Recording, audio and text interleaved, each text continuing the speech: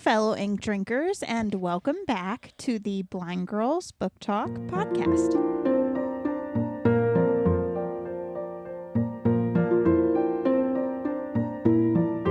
My name is Aria. And I'm Belle. And we are two legally blind sisters who love reading and love books. And so what we've done is we've created this show in order to talk about that. We talk about a wide variety of bookish content, and that can range from bad retellings of stories, book-to-movie adaptation comparisons, buddy reads, recent reads, bookish challenges. Really, the list does go on and on. And today what we're doing is we decided to do a bit of a road so far when it comes to reading and like what we've read so far this year. Now, as Belle said at the end of last episode, it really does not feel like it's the middle of the year. But like I just started looking at my list that I keep of like the books I've read this year. And like the stuff in January, I actually thought I read last year. So, listen, I've been trying to do better to try to remember what I read. Like, okay, I read a lot in a year. I honestly probably put Aria to shame. However, even the stuff that's like, oh my gosh, I really liked this book, a lot of the stuff, I'm just like, I forget it. I have it marked in my Goodreads that I read it, and if I get the synopsis, I get a general gist, and there are some that I do remember, but like, a lot I don't. Yeah, and I mean, I get that because honestly, there's a lot, like if I would look through, I'd be like, what the heck is that? And that's only looking at the name. Like if I would look through like my Kindle or like my Audible or something like that. Like, yeah, like I'm currently scrolling on my Goodreads because I am trying to be better and use Goodreads. Look at I should start writing reviews. I haven't. I should do that. Maybe that would help me, but that's a lot of time. Yeah, and I feel like I don't write good reviews. Like, well, I mean, some of the reviews for some of the books that I have, I'm just kind of like, meh. But, okay, here's the deal, everybody. I read a lot. However, while Aria has me beat on actual books, I have her beat over quantity read. Because not all that I've been reading this year has been straight up books. Because I made a deal with myself that was every day this year for a little bit amount of time, I will read for myself. Whatever that is, I count it as reading for myself. So like I've read honestly some like online comics. I've read Wattpad. I've read other things that don't count as books.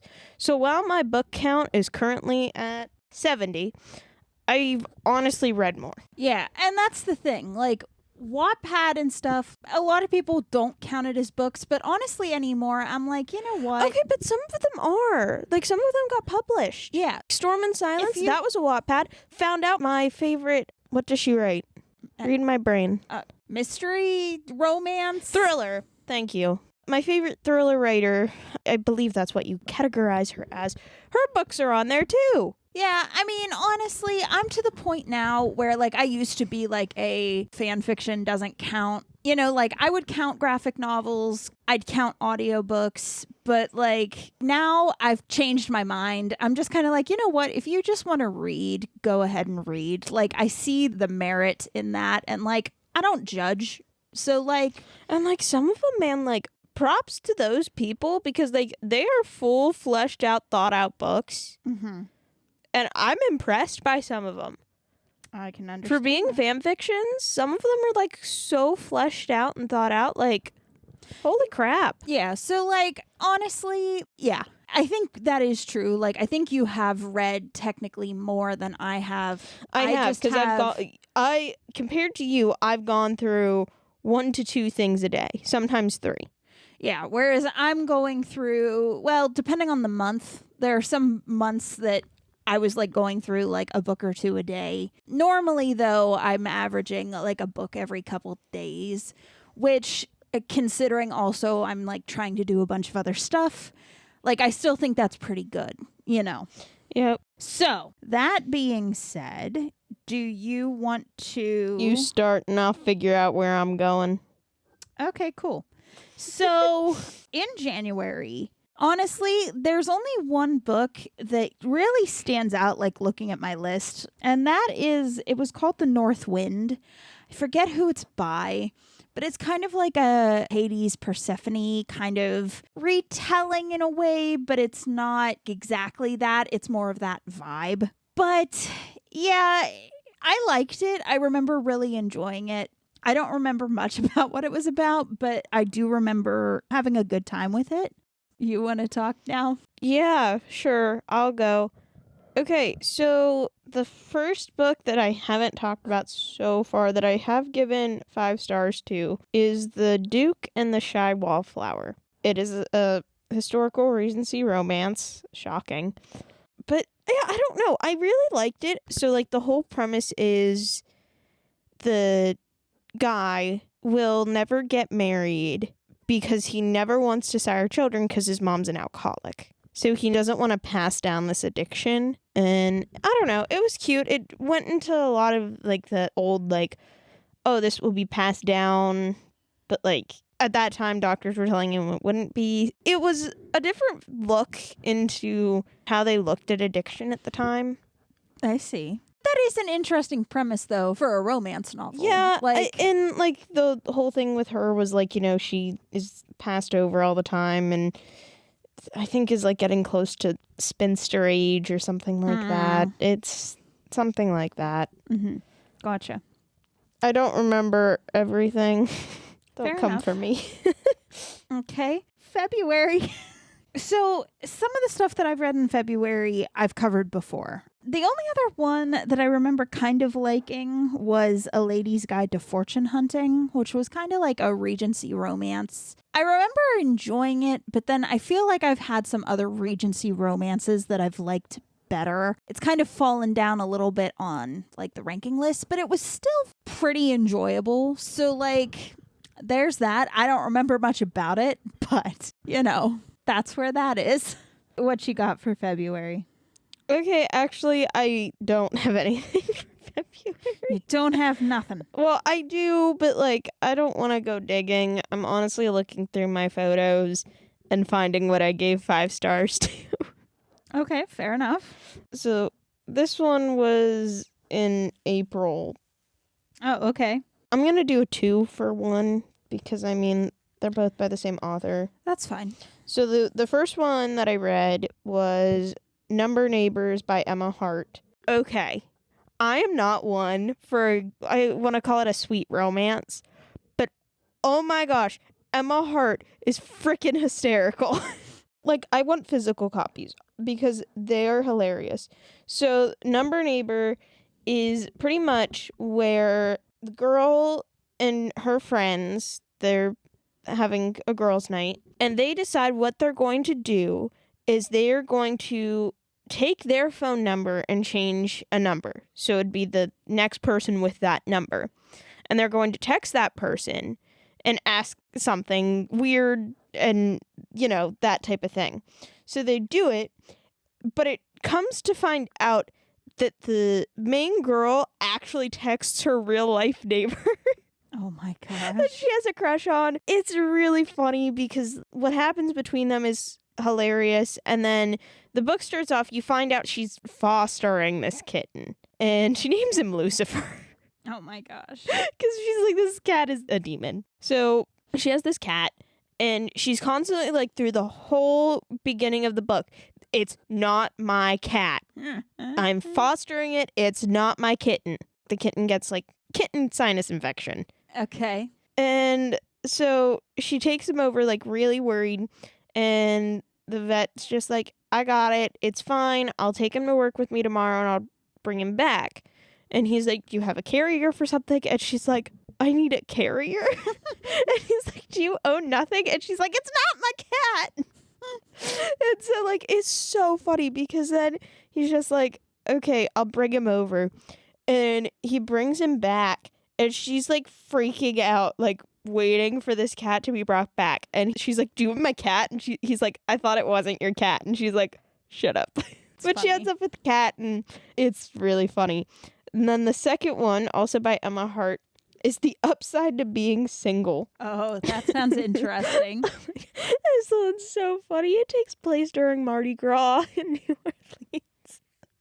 Oh my. And so, like, the main girl, she's the manager of a hotel, and her hotel is just bought.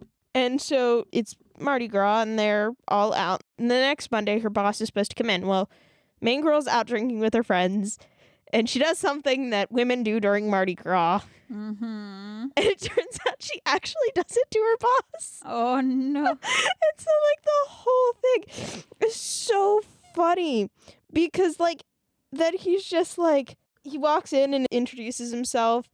And so it's so funny because the entire time he's just, like, trying to get with her because, like, he finds her funny Mm-hmm. and, like, he really likes her. And she's just like, no, professionalism, like, don't do it. And they have to share an office, which is hilarious because they end up having to, like, share a desk and stuff.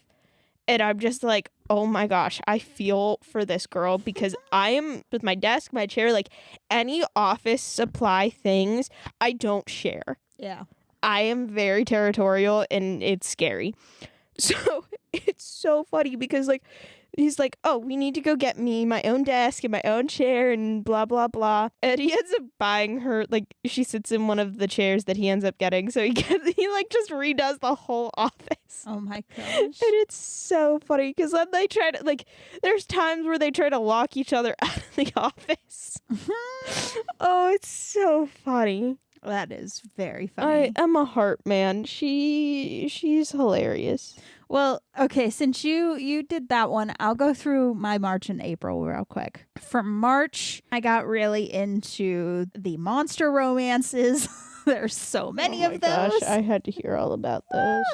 There's so many of those, which I'm not going to go into because I get that might not be for a lot of people. So look on Instagram if you want some more recommendations for stuff like that. But the other one that was actually really good that I enjoyed was the first book is called King of Swords. And essentially it's kind of set in kind of like a Venice, Italy kind of situation, but it's like full of like magical creatures and there's different like houses in Italy that are like kind of based off of like tarot, but there's also like shifters and like there's just like a whole lot going on. And to try to explain it, it doesn't really make much sense.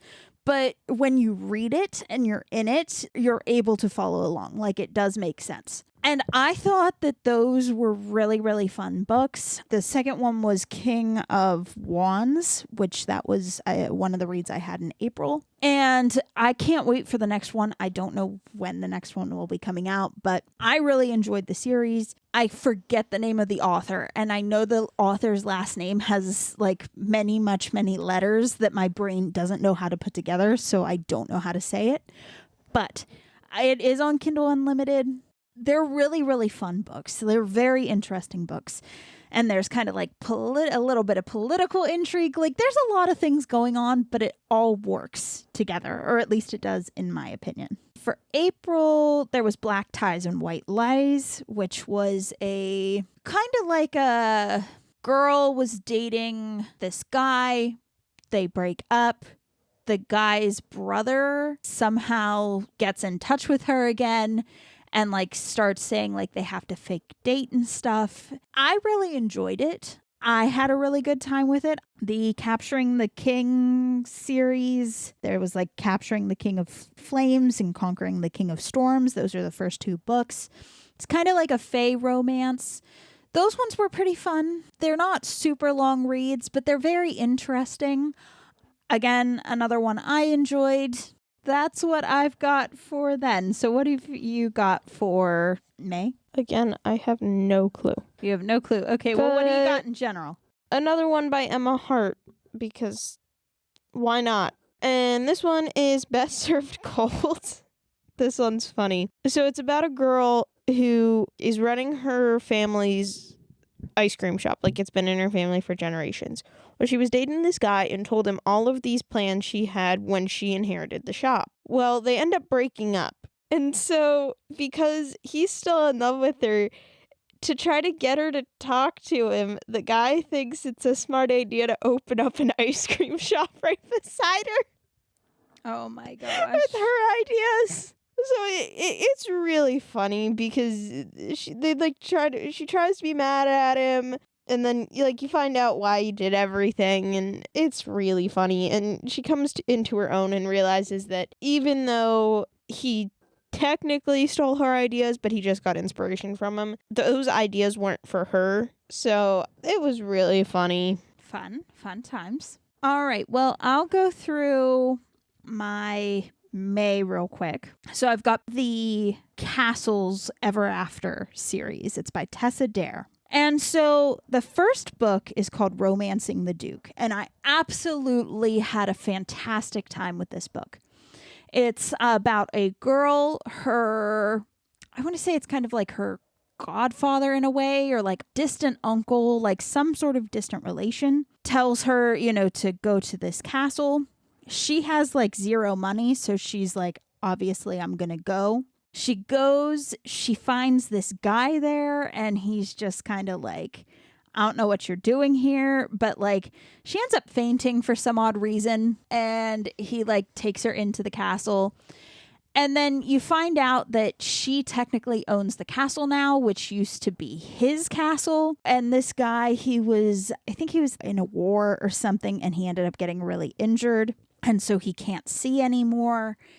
And so like he's just like super grumpy about everything, and he's like trying to get her to leave, and she's like, absolutely not. This is my castle. I have nothing else going for me. This is mine. We're going to live together. Have nothing else. We're going to live together.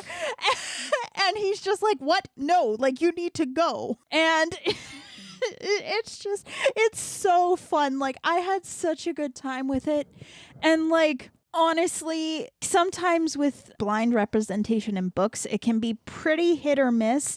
But this one, to me, like it was just super believable, because like he did lose his vision, and for people who like they aren't born blind, like they just lose it one day, it's really, really hard, and it takes a really long time to like come to terms with that.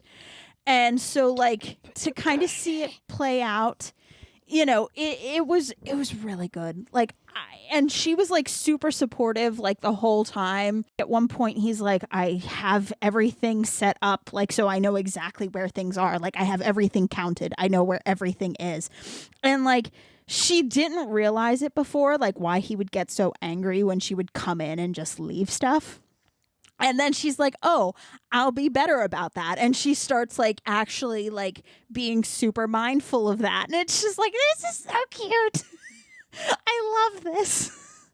So I absolutely adore that book. 10 out of 10 recommend. It's a really fun read. There's a lot of other stuff going in there. Like there's actually kind of some LARPing in there. Like it's so fun. It's such a good time. The third book is my second favorite in the series, and it's called When a Scot Ties the Knot. And it's pretty much... I have that on my list to read. Okay, so I have it.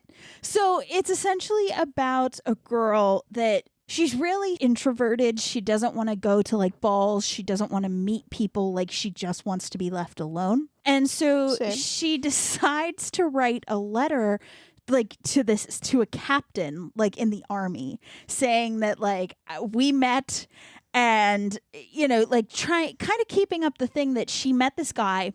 He's a soldier. He had to go to war. And so now she has to write him letters. She writes him letters for years, like absolute years.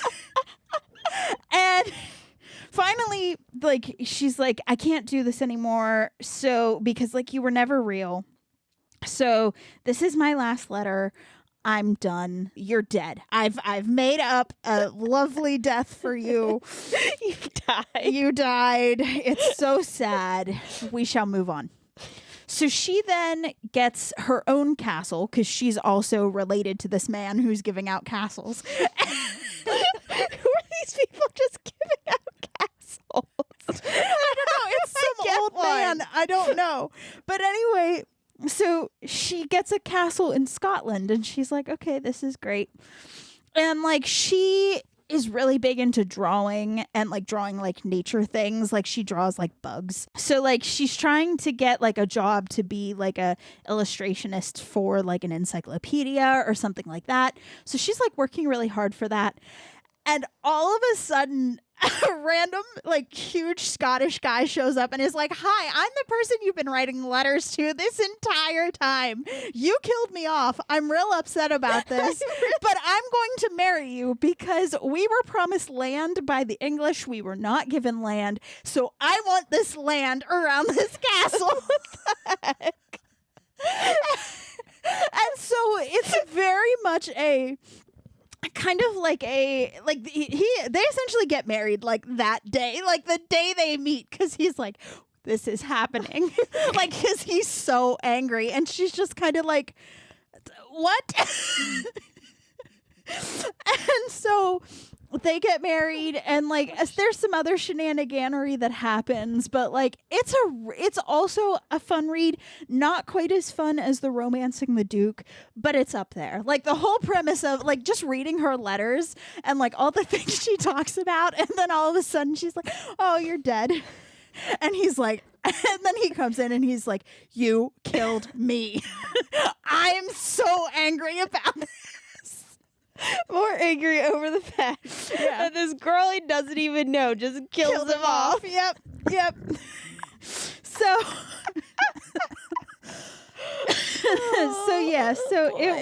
it was fun. And then we've got not another vampire book. Okay. This book, I mentioned it, I think, in an Instagram post. This book may not be for everyone. I fully realize this.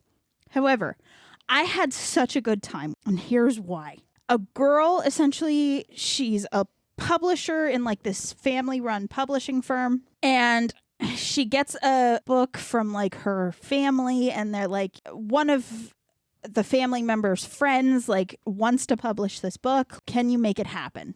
And she's like trying to read it, and it's terrible. Like, it's absolutely horrendous, terrible writing. But she ends up getting dragged into this book. And so she's living in the book, and the main character of the book, I think his name is Slade. He's like the vampire, and he's kind of like, "You are just an innocent little flower, and I must take care of you against this horrible man." And I forget what his name is. Damon? I think his name is Damon. Damon or Damien. "But I must protect you against him because he's the bad guy." And she's like, "Absolutely not. I kind of like him better because he was at least a little bit nicer to me in the beginning, where you've been a jerk to me like from moment one." And so it's them just going through the book and like the bad writing and the craziness. But it's a really, really fun time. I did really enjoy it. I do recommend it. On Kindle Unlimited. You got any more? I have two more. Okay, go ahead. Brutal Prince by Sophie Lark. Oh my gosh. The only reason I like this book is just because of the female main character. Okay. Because she's hilarious. So she is part of one family, and they run Chicago. They like run half the city. It's either Chicago or New York. Well, the other half is pretty much run by the Italians. And so the book starts with her and three of her brothers sneaking off to the Italians' house because the young sister is having a birthday party. So they're like, "Oh, we're going to go and crash it. It's fine." Well, the girl ends up sneaking into the house and kind of exploring, and she finds a library.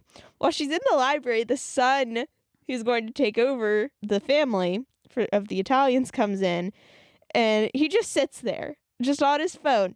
And she's like, "Well, crap, like, I gotta get out of here." So she sees that there's a vent kind of below the curtains. So she's like, "What if I just knock the curtains a bit into the vent to start some smoke?" Oh my gosh. Catch fire. Oh my gosh. So that starts a whole thing. It ends up with her brother, who's like a big sports person. He gets severely injured because the Italian guy comes after her because she stole a watch that was his or something like that. And like it's this whole big thing. But it's so funny because they hate each other. the girl and the Italian guy hate each other's guts.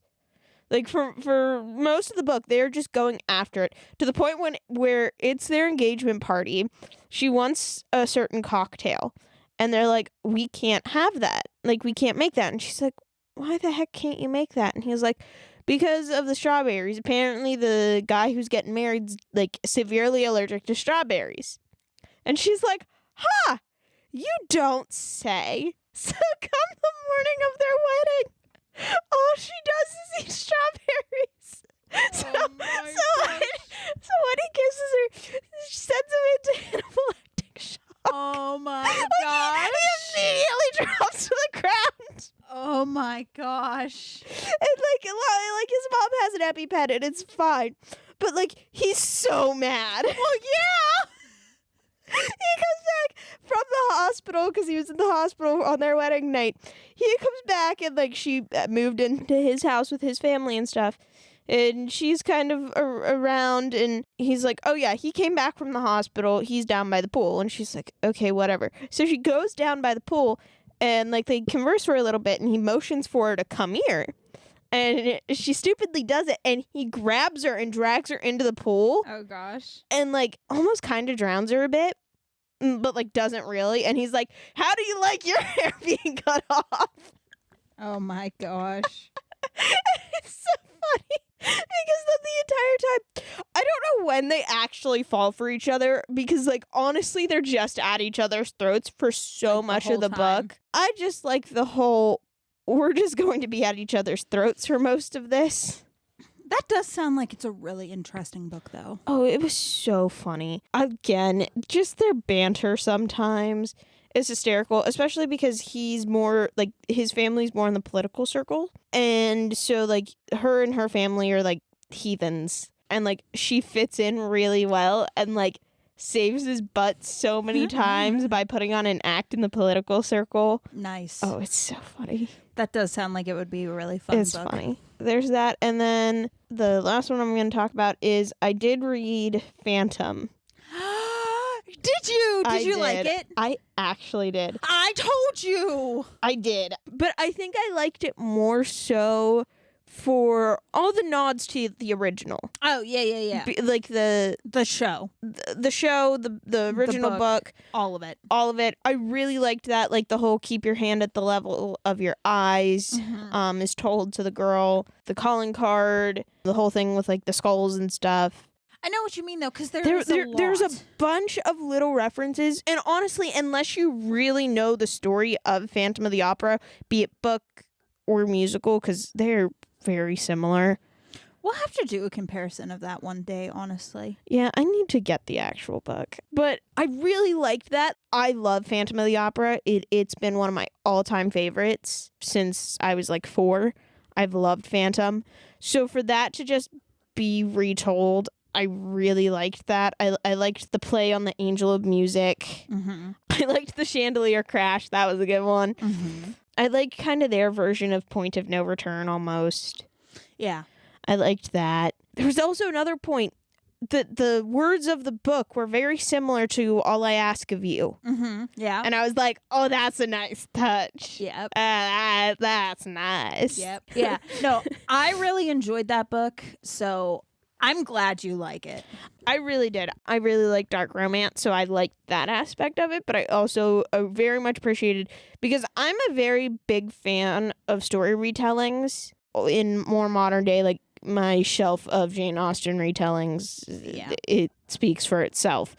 But to have something like Phantom retold, it was so good.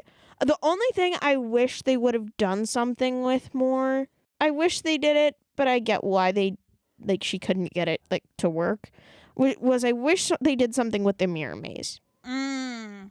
I wish that was incorporated, because that's a big thing in the book that, oh my gosh, Eric's a big inventor. Yeah. Is that mirror maze. Yeah. I feel like it's kind of like, I don't want to say implied, but they kind of, I think, allude to like he does have different like traps and stuff. Yeah, set up it does there. talk. He does briefly mention like he has a bunch of traps, but like but you don't get any firsthand you don't knowledge get of them. no, So, and I just wish it. I get why it doesn't. I get it. I mean, but honestly though, For a retelling, I thought it was really, really good. It was. There were just some things that I know of the original story and musical that I would just like, please, like, you could have like went so much harder, because like there were certain points that make it what it is. I did like on the fact that she changed the rose. Mm-hmm. I liked that. Mm-hmm. That was nice, and I liked the whole he gives her sheet music. Mm-hmm. I liked those. Like some of the subtle differences I liked. I liked how she modernized like the masquerade. Mm-hmm. I liked how she changed Meg to Jamie.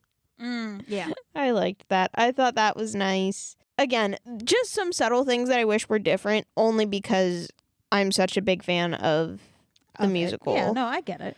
Well, the last one I want to talk about is a series that's from this month, and it's the Kind of Fairy Tale series, and it's by the same author who did the Not Another Vampire book. And essentially this is fairy tale retelling, but kind of set in kind of like a modern fantasy world, which that doesn't seem like that would make much sense, but it fits in the story. So the first book is Wicked, Ugly, Bad, and it's kind of about one of the evil stepsisters of Cinderella. She is in this like mental institute that's called the Wicked, Ugly, Bad Asylum, and she's with a bunch of other villains. And essentially, she ends up leading a breakout. So, like, that's a whole thing. But it's kind of, they are romances, so there are some romance aspects to it. The second book is a Beauty and the Beast retelling, and that one is Beast in Shining Armor. That one's really fun because the second book kind of ties in a little bit with the first one. It follows another one of the characters that broke out of the asylum. So that's really like a fun time. I did enjoy that. The third book was The Kingpin of Camelot, which it's kind of like Arthur and Guinevere are in this fairy tale world as well. Like they have their own kingdom, and Arthur is unalived, and someone's trying to overthrow Guinevere. And so she goes to Midas for help, and he's kind of like this kingpin, essentially.